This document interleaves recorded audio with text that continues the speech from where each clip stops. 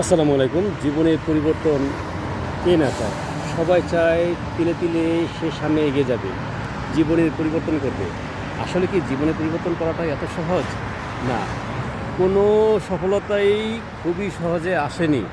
সফলতা এসেছে অনেক কষ্টে উপার্জিত একটা সম্পদ।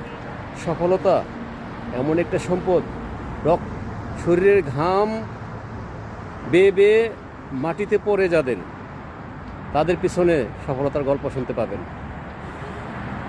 সফল মানে এত সহজ নয়, সফল মানে আবার এত কঠিনও নয়। আপনি প্ল্যান করুন, আপনি কোন পথে হাঁটবেন, আপনি যে পথে হাঁটছেন আসলে সেটা সফলতার পথ কি না সেটা জানেন।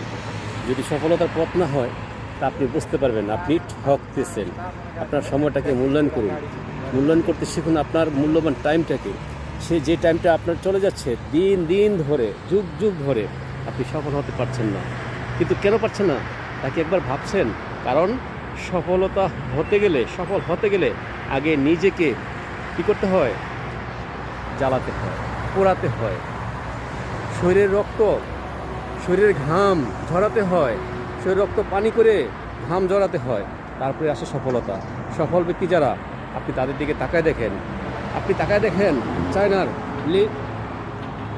চায়নার মধ্যে আছে চায়নার জ্যাকমা। তার দিকে তাকায় দেখেন Alibaba.com-এর মালিক কীভাবে সে সফল হয়েছে। আপনি তাকায় দেখেন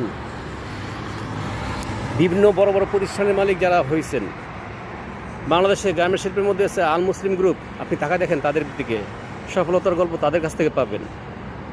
এরকম অনেক অনেক হাজার হাজার সফলতার গল্প পাবেন।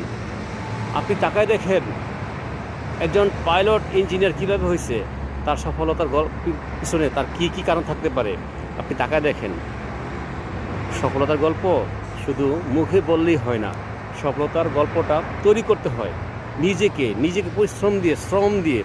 শুনুন, মেন যে পাওয়ারটা সেটা হচ্ছে যে আপনার শত্রুকে আগে চিনতে হবে। আপনার শত্রুকে, পৃথিবীতে সবাই আপনার শত্রু নয়। আপনার শত্রু আপনি নিজেই একজন অলস মানুষ।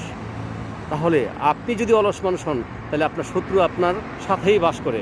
সুতরাং সেই অলসতাকে দূরে ফেলে আপনি যদি সামনে এগিয়ে যান তাহলে আপনি সফল হতে পারবেন। আর ডিএক্সএন এমন একটা প্ল্যাটফর্ম, এমন একটা শিক্ষা দেয় যেখান থেকে আপনি সফল হতে পারবেন। আপনার মতন হাজারো মানুষ সফল হয়েছে আজ ডিএক্সএনের হাত ধরে।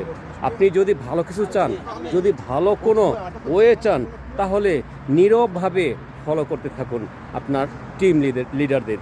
ধন্যবাদ। Good morning DXN.